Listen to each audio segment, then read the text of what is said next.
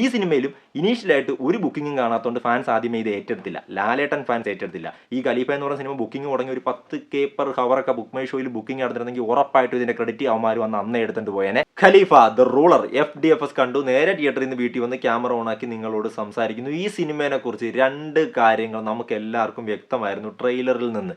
ഒന്ന്, ഇതൊരു ഇടിപ്പടം, ആക്ഷൻ പടമാണ്. 2, ഇത് സ്മഗ്ലിംഗ് റിലേറ്റഡ് ആയിട്ടുള്ള കണ്ടന്റ്സ് ചർച്ച ചെയ്യുന്ന സിനിമയാണ്. അപ്പോൾ ഇത് രണ്ടും പ്രതീക്ഷയല്ലേ ഏതൊരു പ്രേക്ഷകനും തിയേറ്ററിൽ പോയി ഇന്ന് ഇരുന്നിട്ടുണ്ടാവുക.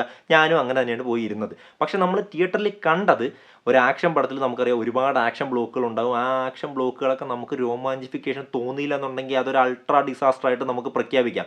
അങ്ങനെ നോക്കുകയാണെങ്കിൽ ഈ സിനിമയിൽ ആക്ഷൻ ബ്ലോക്കുകൾ കണ്ട് ആദ്യം തൊട്ട് അവസാനം തിയേറ്റർ പാക്ഡ് ഓഡിയൻസ് ഉള്ള തിയേറ്റർ ഇത് ഇങ്ങനെ ഇരിക്കുമോ, ഇതിന് കൈ അടിക്കണം വേണ്ടേ? പലരും സംശയം ഇങ്ങനെയൊക്കെ നോക്കുന്നുണ്ട്.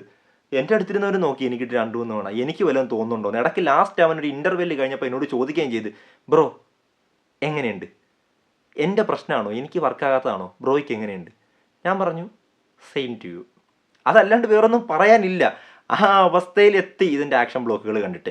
ആക്ഷൻ ബ്ലോക്കുകളിൽ ഇവിടുത്തെ ആക്ഷൻ സിനിമകൾ ചെയ്യുന്ന ഡയറക്ടേഴ്സ് പ്രധാനമായിട്ടും ഇനി അങ്ങോട്ടൊരു കാര്യം ശ്രദ്ധിക്കണം. ആ DC ഒക്കെ ഒന്ന് പോയി കാണണം. ഒരു സിനിമയ്ക്ക് ആക്ഷനിൽ BGMന് എത്രത്തോളം പ്രാധാന്യം ഉണ്ടെന്ന് ആ സിനിമയൊക്കെ കാണുമ്പോൾ മനസ്സിലാവും.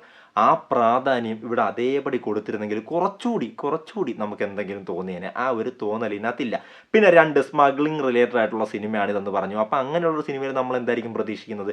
വളരെ മികച്ച ഐഡിയാസ് ഉപയോഗിച്ച് വളരെ ഇന്നോവേറ്റീവായിട്ട് വളരെ ടെക്നിക്കലായിട്ട് എങ്ങനെ ഒരു സാധനം മറ്റൊരു രാജ്യത്ത് നിന്ന് ഇങ്ങോട്ടേക്ക് കടത്താം, ആ കടത്തുന്ന രീതി, ആ കടത്തൽ എങ്ങനെയായിരിക്കും ഇവരെടുത്ത് വെച്ചേക്കുന്നതെന്ന് കാണാൻ നമുക്കൊരാകാംക്ഷ ഉണ്ടാകും. നമ്മുടെ മനസ്സിൽ പോലും കുറേ ഐഡിയാസ് ഉണ്ടാകും. ഇതൊന്നും കാണുന്നില്ലല്ലോ, ഇവരെന്തുവാണ് ഈ കാണിക്കുന്നത്? 2005 കിടക്കുകയാണ് ഇതിൻ്റെ സ്ക്രിപ്റ്റ് റൈറ്റർ. ഇതിൻ്റെ റൈറ്റർ 2005 കിടക്കുകയാണ്. ഇതിൻ്റെ ഡയറക്ടർ 2010-നും 2015-നും ഇടയിൽ കിടന്ന് സ്ട്രഗിൾ ചെയ്യാണ്. ഇതിൻ്റെ മ്യൂസിക് ഡയറക്ടർ മാത്രം ഇടയ്ക്ക് 2030-ലേക്ക് പോകുന്നുണ്ട്. പിന്നെ നേരെ അൻവർ ടൈമിലേക്കൊക്കെ പോകുന്നുണ്ട്, പണ്ട് 2010-ലേക്ക്. ആ രീതിയിലാണ് ഇതിനകത്തെ പ്രമുഖരൊക്കെ പോകുന്നത്. സിനിമാറ്റോഗ്രാഫി ചെയ്തേക്കുന്ന ജോമോൻ T. ജോൺ ആണ്. പുള്ളി ഇന്ത്യയിലെ തന്നെ വൺ ഓഫ് ദി ബിഗ്ഗസ്റ്റ് ബ്രാൻഡുകളിൽ ഒരാളായിട്ട് ഇങ്ങനെ മാറിക്കൊണ്ടിരിക്കുന്ന ഒരു സിനിമാറ്റോഗ്രാഫറായിരുന്നു. പുള്ളിക്കും വലിയ പണിയൊന്നുമില്ല. ഡയറക്ടർ കാണിച്ചു കൊടുക്കുന്നതല്ലേ എടുത്തു വയ്ക്കാൻ പറ്റൂ. വലിയ പണിയൊന്നുമില്ല. പുള്ളിയുടെ മികച്ച ഒരു വർക്ക് എന്ന് പറയാൻ പറ്റത്തില്ല. പുള്ളിയുടെ ഒരു ആവറേജ് താഴെ നിൽക്കുന്ന വർക്ക്. ചമൻ ചാക്കോ എഡിറ്റർ, മലയാളത്തിലെ വൺ ഓഫ് ദി ബ്രാൻഡ് എഡിറ്റേഴ്സിൽ ഒരാൾ. പുള്ളിക്ക് ഞാൻ പറഞ്ഞില്ലേ, ഇവരെടുത്തു കൊടുക്കുന്നതല്ലേ കട്ട് ചെയ്യാൻ പറ്റൂ. അങ്ങനെ കട്ട് ചെയ്ത് പുള്ളി എന്തൊക്കെ ചെയ്തു വെച്ചിട്ടുണ്ട്. പിന്നെ ഇതിനകത്ത് കൊള്ളാമെന്ന് തോന്നിയത്, നമുക്കറിയാം പൃഥ്വിരാജിനെ ആസ് ആൻ ആക്ഷൻ ഹീറോ നമുക്ക് കാണാൻ ഭയങ്കര ഇഷ്ടമാണ്. എനിക്ക് ഭയങ്കര ഇഷ്ടമാണ്. പിന്നെ പുള്ളി നമ്മുടെ വാരണാസി രാജമൗലിയുടെ പടത്തിൻ്റെ സെറ്റിൽ നിന്ന് ഡയറക്റ്റായിട്ട് വന്ന് അഭിനയിച്ചേക്കുന്ന പടമാണിത്. കാര്യം പുള്ളിയുടെ ഫിസിക്ക് കാണുമ്പോൾ നമുക്കത് മനസ്സിലാവുന്നുണ്ട്. ആ സിനിമയിൽ പുള്ളി ഇട്ടേക്കുന്ന ആ ഒരു ബോഡിക്ക് വേണ്ടി നടത്തേക്കുന്ന ഒരു ട്രാൻസ്ഫോർമേഷൻ ഈ സിനിമയിൽ പുള്ളിയുടെ ലുക്സിൽ നമുക്ക് കാണാൻ പറ്റുന്നുണ്ട്. കോസ്റ്റ്യൂം ഡിസൈനർ കുറച്ച് അഭിനന്ദനം അർഹിക്കുന്നുണ്ട്. പൃഥ്വിരാജിൻ്റെ കോസ്റ്റ്യൂം ചെയ്ത ആൾ മാത്രം ഡീസൻ്റായിട്ട്, പൃഥ്വിരാജിനെ വളരെ സുന്ദരനായിട്ട് നമുക്ക് സ്ക്രീനിൽ പുള്ളിനെ ഇങ്ങനെ കണ്ടുകൊണ്ടിരിക്കാൻ തോന്നുന്നുണ്ട്. അത്രയ്ക്ക് ലുക്കായിട്ട് പുള്ളിനെ കാണിച്ചിട്ടുണ്ട്. അതൊഴിച്ച വേറൊന്നുമില്ല. ആസ് ആൻ ആക്ഷൻ ഹീറോ പുള്ളിനെ എത്ര രീതിയിൽ കൈകാര്യം ചെയ്യാം, അതിൻ്റെ ഒരു 30% പോലും ഇവന്മാർ യൂസ് ചെയ്തിട്ടില്ല. വളരെ റോ ആയിട്ടുള്ള റഫായിട്ടുള്ള ഫൈറ്റുകൾ ഈ സിനിമയിൽ ഉൾപ്പെടുത്തി ഇതൊരു സർട്ടിഫൈഡ് പടമായിട്ട് ലൈക്ക് മാർക്കോ ആ രീതിയിൽ ഇറക്കിയിരുന്നെങ്കിൽ ഇത് കുറച്ചുകൂടി സാറ്റിസ്ഫാക്ഷൻ പ്രേക്ഷകർക്ക് കൊടുത്തേനെ. എനിക്ക് തോന്നുന്നു ഒരു ഫെസ്റ്റിവൽ സീസണിൽ ഇവർ ഇറക്കാൻ വെച്ചിരുന്ന പടം മെജോറിറ്റി കളക്ഷൻ കേരളത്തിൽ നിന്നാണ് പ്രതീക്ഷിക്കുന്നത്. അതുകൊണ്ട് തന്നെ ഫാമിലി ഓഡിയൻസ് ഇടിച്ച് കയറണം. അതിന് വേണ്ടി UA കിട്ടുന്ന രീതിയിൽ ഫൈറ്റുകൾ കോംപ്രമൈസ് ചെയ്തതാണോ എന്ന് സംശയിക്കുന്ന രീതിയിൽ എടുത്തു വെച്ചാണ്. അങ്ങനെ കോംപ്രമൈസ് ചെയ്തതാണ് ഇതിൻ്റെ മേക്കേഴ്സ് എങ്കിൽ അത് വലിയൊരു അടിയാണ്. ഈ സിനിമയോട് കാണിച്ച വലിയൊരു അടിയാണ്. റഫ് ആൻഡ് ടഫായിട്ട് എടുത്തിരുന്നെങ്കിലും വലുതായിട്ടൊന്നും സംഭവിക്കാൻ പോകുന്നില്ല. കാര്യം ഡയറക്ടർ 2010-നും 2015-നും ഇടയിൽ, റൈറ്റർ 2005-ൽ കിടക്കുകയാണ്. ഇനി മെയിനായിട്ട് പറയേണ്ട കാര്യങ്ങളിൽ ഞാൻ ഡീഗ്രേഡ് ചെയ്യല്ല കേട്ടോ, ഡീഗ്രേഡ് ചെയ്യല്ല, സത്യമായിട്ടും ഡീഗ്രേഡ് ചെയ്യല്ല. ഞാൻ ഈ പാട്ടം കണ്ടിട്ടിരുന്നപ്പോൾ ഞാൻ പറഞ്ഞില്ലേ, എൻ്റെ അടുത്തുള്ള ഇങ്ങനെ നോക്കിക്കൊണ്ടിരിക്കേണ്ട അവസ്ഥയായിരുന്നു. ഒരു കാര്യം ഞാൻ പറഞ്ഞായിരുന്നു, പൃഥ്വിരാജ് രാജമൗലി സെറ്റിൽ നിന്ന് വന്ന് അഭിനയിച്ചതാണെന്ന്. അപ്പോൾ ഈ രാജമൗലി നടന്മാർക്കൊരു പ്രത്യേകതയുണ്ട്. രാജമൗലി ഇവന്മാരെ കംപ്ലീറ്റ് ഊറ്റി പിഴിഞ്ഞെടുത്തിട്ടാണ് പുറത്തേക്ക് വിടുന്നത്. അത് ഫുള്ള് പുള്ളിയുടെ പടത്തിൽ നമുക്ക് കാണാൻ പറ്റും. അതിനുശേഷം ഇറങ്ങുന്ന ഈ നായകന്മാരുടെ പടത്തിൽ നമുക്ക് കാണാൻ പറ്റൂല. രാംചരൻ്റെ ധീരയ്ക്ക് ശേഷമുള്ള സിനിമകൾ എക്സാമ്പിളായിട്ട് എടുക്കുക. അതുപോലെ തന്നെ നമ്മുടെ പ്രഭാസൊക്കെ അതിൽ നിന്ന് റിക്കവറായിട്ട് വരാൻ ഒരുപാട് സമയം എടുത്ത്. രാജമൗലി ശാപം എന്നൊരു സംഭവമുണ്ട്. പൃഥ്വിരാജിനെ അത് പിടികൂടി എന്താണ് തോന്നുന്നത് വാരണാസി ഇറങ്ങുന്നതിന് മുമ്പ് തന്നെ. കാര്യം പുള്ളിയുടെ ആക്ടിങ് വൈസ് നമുക്ക് നോക്കുമ്പോൾ ലാസ്റ്റ് ക്ലൈമാക്സിൽ വില്ലനെ നോക്കുന്നൊരു നോട്ടമൊക്കെ ഉണ്ട്. നിങ്ങൾ ഓർത്ത് വെച്ചോ, ആ നോട്ടം നിങ്ങൾക്ക് തിയേറ്ററിൽ വരുമ്പോൾ ഞാൻ ഈ പറയുന്നത് മനസ്സിൽ ഓർമ്മ വരും. അത് നമുക്ക് അത്രക്ക് ഒരു എഫക്റ്റീവായിട്ട് ഇമ്പ്രസീവായിട്ട് തോന്നുന്നില്ല. രാജുവേട്ടൻ ഇതിനേക്കാൾ വളരെ വലിയൊരു പെർഫോമറായിരുന്നു. ആ രീതി തോന്നുന്നില്ല. പിന്നെ പെർഫോമൻസിന് അത്ര വലിയ പ്രാധാന്യമില്ല. ആക്ഷനാണ് ഈ സിനിമയിൽ പ്രാധാന്യമുള്ളത്. ആക്ഷൻ മാത്രം നമ്മൾ നോക്കിയാൽ മതി. ആ രീതിയിൽ ഞാൻ പറഞ്ഞില്ലേ, ആക്ഷൻ എന്നുള്ള രീതി നോക്കുകയാണെങ്കിൽ കയ്യിൽ നിന്ന് പോയ അവസ്ഥയാണ്. പിന്നെ ഇതിനകത്ത് ആക്ടേഴ്സ് രാജുവേട്ടനാണ് നായകൻ. രഞ്ജി പണിക്കർ രാജുവേട്ടൻ്റെ അച്ഛൻ. അമ്മയായിട്ട് അഭിനയിക്കുന്ന പഞ്ചാബി ഹൗസിൽ നമ്മുടെ ഊമയുണ്ടല്ലോ, പുള്ളിക്കാരത്തിയുടെ പേര് ഞാൻ മറന്നുപോയി, അതുകൊണ്ടാണ് അങ്ങനെ പറയുന്നത്. പിന്നെ ഇന്ദ്രൻസ് വളരെ നല്ലൊരു റോൾ ചെയ്തിട്ടുണ്ട്. വില്ലന്മാരായിട്ട് വരുന്ന ഷമ്മി തിലകൻ, പുള്ളിയുടെ പെർഫോമൻസ് അറിയാമല്ലോ, പുള്ളി ഡീസൻ്റായിട്ട് ചെയ്തു വയ്ക്കും എല്ലാ പടത്തിലും. നിതിൻ മുകേഷ്, പുള്ളിനെ എന്തിനു കൊണ്ടുവന്നു അറിഞ്ഞുകൂടാ, അറിയാമല്ല, അവിടെ നിന്നൊക്കെ ഒരുത്തനെ കൊണ്ടുവന്ന് കൊന്നുകളയുന്നത് നമ്മുടെ ഇവിടുത്തെ മാസ് മസാല സിനിമകളിൽ അതൊരു എൻ്റർടൈൻമെൻറ്റാണ്, നമ്മുടെ എൻ്റർടൈൻമെൻറ്റാണ്. അതിനു വേണ്ടി കൊണ്ടുവന്ന് കൊന്നുകളഞ്ഞു. പുള്ളിക്കും വലിയ വില്ലനിസവും കാര്യങ്ങളും ഒന്നും ഇല്ല ഈ സിനിമയിൽ. പിന്നെ ഇതിൻ്റെ ലാസ്റ്റിലേക്ക് പോകുമ്പോൾ നമുക്കറിയാം ഈ സിനിമയിൽ ഒരു ഗസ്റ്റ് റോൾ ഒളിഞ്ഞിരിപ്പുണ്ടെന്ന് നമുക്കറിയാം. പക്ഷേ ഒളിച്ച് വെച്ചേക്കുന്ന മറ്റൊരു ഗസ്റ്റ് റോൾ, ഒരു ഹിൻറ്റ് പോലും അവർ കൊടുക്കാതെ വെച്ചേക്കുന്ന ഒരു ഗസ്റ്റ് റോൾ കൂടിയുണ്ട്. അത് ഞാൻ റിവീൽ ചെയ്യത്തില്ല, അത് നമ്മൾ ചെയ്യാൻ പാടില്ല. അവർ റിവീൽ ചെയ്ത കാര്യങ്ങൾ നമുക്ക് പറയാം. സ്പോയിലർ ആയിട്ടുള്ളൊരു കാര്യം, അത് മറ്റൊരു ഓഡിയൻസ് ഇനി തിയേറ്ററിൽ പോയി കാണണമെന്ന് ആഗ്രഹിക്കുന്ന അവരുടെ ആ ഒരു ആസ്വാദനത്തിനെ ബാധിക്കുന്ന കാര്യം ആയതുകൊണ്ട് അത് ഞാൻ പറയുന്നില്ല. പക്ഷേ ലാലേട്ടൻ ഇതിനകത്തുണ്ടെന്നുള്ള കാര്യം നിങ്ങൾക്ക് അറിയാമല്ലോ. ലാലേട്ടനെ കൊണ്ടുവന്ന് ഈ സിനിമകളിൽ ഗസ്റ്റ് റോളായിട്ട് കാണിക്കുന്ന പരിപാടി ഈ അടുത്തായിട്ട് മലയാള സിനിമയിൽ ഒരു ഫാഷനായിട്ട് മാറിയേക്കാണ്. അതിലൊരു കാര്യം ഇല്ലെന്ന് റീസെൻ്റ് ആയിട്ടുള്ള കുറേ സിനിമകൾ തെളിയിക്കുകയും ചെയ്തു. ബബ്ബ എന്ന് പറഞ്ഞ സിനിമ ഇറങ്ങിയപ്പോഴും പാട്രിയോട്ട് എന്ന് പറഞ്ഞ സിനിമ ഇറങ്ങിയപ്പോഴും നമുക്കത് മനസ്സിലായി.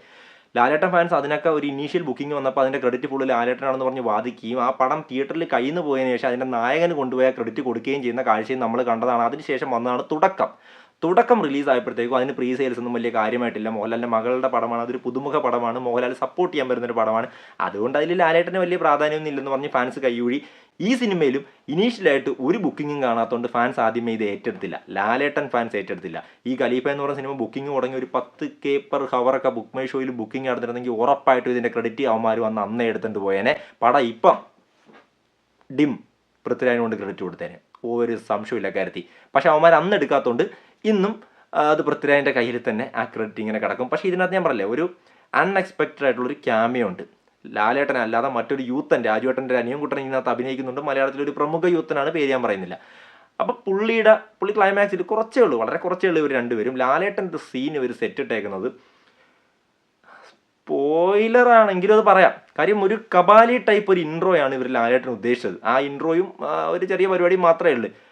അതെൻ്റെ പൊന്നെ, അത് കാവാലിയായിപ്പോയി. അത് കബാലി എന്ന് പറഞ്ഞാൽ പോരാ, അത് എങ്ങനെ പറയണമെന്ന് അറിയത്തില്ല. ലാലേട്ടനെ ഒരു കോട്ടിട്ടുണ്ട്. എമ്പുരാൻ സിനിമ ഇറങ്ങിയപ്പോഴേ മലയാളികൾ കാലി പിടിച്ച് പറഞ്ഞാണ് ഇനി കോട്ടിട്ട് വരരുതേ അണ്ണാന്ന് കാലിട്ട് പിടിച്ച് പറഞ്ഞതാണ്.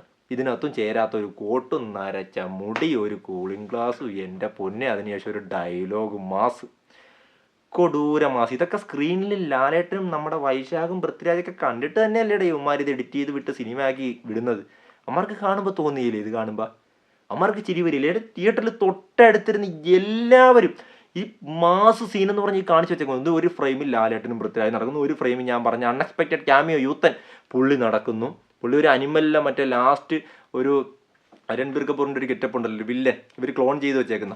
അപ്പോൾ അവൻ്റെ ഒരു മറ്റേ ചോരയെ കുളിച്ചുള്ള അവൻ്റെ ഒരു ആറ്റിറ്റ്യൂഡ്, അവൻ്റെ ആ ഒരു ലുക്സ്, ആ ലുക്സിലാണ് ഈ യൂത്തം നടന്നു വരുന്നത്. ഇപ്പുറത്ത് ലാലേട്ടനും പൃഥ്വിരാജും മറ്റൊരു ഫ്രെയിമിൽ. ഈ രണ്ടുപേരും ഇങ്ങനെ ഈ ഫ്രെയിം മാറി മാറി ഇങ്ങനെ കാണിക്കുന്ന ഒരു സ്ലോ മോഷനിൽ തിയേറ്ററിലിരുന്ന ആളുകൾക്ക് കരയണ, ചിരിക്കണ, ഇറങ്ങിപ്പോണ, കൂവണ, എന്ത് ചെയ്യണമെന്ന് അറിയാൻ പാടില്ല. അത് ഇങ്ങനെ ഇരുന്ന് കണ്ടുകൊണ്ടിരിക്കുന്ന ഒരു ഓഡിയൻസ്, അതിൻ്റെ ഇടയിൽ ഞാനും. ഇങ്ങനെയാണ് ഈ സിനിമ. ഇതാണ് ഇതിൻ്റെ സത്യസന്ധമായിട്ടുള്ള റിവ്യൂ. ഇതിൻ്റെ അപ്പുറത്തേക്ക് ഈ സിനിമക്ക് ഒന്നും പറയാനില്ല. പിന്നെ നിങ്ങൾ സിനിമ തിയേറ്ററിൽ കാണാൻ ആഗ്രഹിച്ചവരാണെങ്കിൽ ധൈര്യമായിട്ട് ടിക്കറ്റ് എടുത്ത് പോയി കാണുക, അല്ലാണ്ട് വേറൊന്നും പറയല്ല. തല വെച്ച് സ്വയം അനുഭവിച്ച് മനസ്സിലാക്കുക ഖലീഫ എന്ന് പറയുന്ന സിനിമയെക്കുറിച്ച്. പിന്നെ ഒരു കാര്യം കൂടി പറയാൻ വിട്ടുപോടെ, അതിപ്പോൾ എന്തെങ്കിലും ആകട്ടെ, ഞാൻ മറന്നുപോയടെ. പിന്നെ ഇതിനകത്ത് ഹീറോയിൻ വലിയ പ്രാധാന്യമൊന്നുമില്ല കേട്ടോ, വെറുതെ ഒരു ഹീറോയിൻ. അത്രയൊക്കെ ഉള്ളൂ. നിങ്ങൾ എന്തായാലും കാണാൻ തീരുമാനിച്ചവർ പോയി കാണുക. ഞാൻ പറഞ്ഞ അൺഎക്സ്പെക്റ്റഡ് ഗസ്റ്റ് റോളും ലാലേട്ടനും രാജുവേട്ടനും ഒക്കെ നടന്നു വരുന്ന സംഭവമൊക്കെ എക്സ്പീരിയൻസ് ചെയ്യുക. മലയാള സിനിമയിലെ തന്നെ one of the biggest missed opportunity അതായിട്ട് നമ്മൾ ഈ സിനിമയെ പ്രഖ്യാപിക്കുകയാണ്. ഞാൻ ആദ്യം പ്രഖ്യാപിച്ചത് എമ്പുരാനെ ആയിരുന്നു. കാര്യം എമ്പുരാൻ നമുക്കറിയാം ഒരു ബിഗ് സെറ്റ് റെസ്പോൺസിൽ മോസ്റ്റ് ഹൈപ്ഡ് ഫിലിമായിരുന്ന എമ്പുരാൻ 250 കോടിക്ക് മുകളിൽ കളക്ട് ചെയ്തു. അപ്പം പോസിറ്റീവ് ആയിരുന്നെങ്കിൽ, ഹെവി പോസിറ്റീവ് ആയിട്ടുണ്ടെങ്കിൽ മോളിവുഡിൻ്റെ ലെവലേ മാറിയേനെ ബോക്സ് ഓഫീസ് അടിസ്ഥാനത്തിൽ. അപ്പോൾ ഈ സിനിമ അതേപോലെ തന്നെ one of the missed biggest ഓപ്പർച്യൂണിറ്റിയാണ് ഈ സിനിമ. കയ്യിൽ നിന്ന് പോയി. കാര്യം ഇത്രയും പേരെയൊക്കെ കൊണ്ടുവന്ന, ഇത്രയും ടെക്നിക്കലും ഇത്രയും ടീമൊക്കെ ഉണ്ടായിട്ട് പോലും അതൊരു ഓണം റിലീസ് കിട്ടിയിട്ടും അയാം ഗെയിം റിലീസ് മാറ്റണ്ടായിരുന്നു. ഇനി ഇതിൻ്റെ ക്ഷീണം നാളെ മറ്റേ നമ്മുടെ നിവിൻ പോളിയുടെ ബെത്ലഹേം കുടുംബ യൂണിറ്റ് കണ്ട് മാറ്റാം എന്ന് പ്രതീക്ഷിക്കുന്നു. നിവിൻ അച്ചായ ചതിക്കല്ലേ. അപ്പോൾ ഈ സിനിമ കണ്ടവർ അഭിപ്രായങ്ങൾ കമൻറ്റ് ബോക്സിലിടുക, കാണാത്തവർ കണ്ടതിന് ശേഷം അഭിപ്രായങ്ങൾ കമൻറ്റ് ബോക്സിലിടുക. വീഡിയോ ഇഷ്ടപ്പെട്ടെങ്കിൽ ലൈക്ക് ചെയ്തിട്ട് കമൻറ്റ്, ഇല്ലെങ്കിൽ ഡിസ്ലൈക്ക് ചെയ്തിട്ട് കമൻറ്റ്. രണ്ടാണെങ്കിലും ചാനലൊന്ന് സബ്സ്ക്രൈബ് ചെയ്യാൻ മറക്കരുത്. അടുത്തൊരു വീഡിയോ വരുന്നവരെ bye bye. Sorry, touch my life.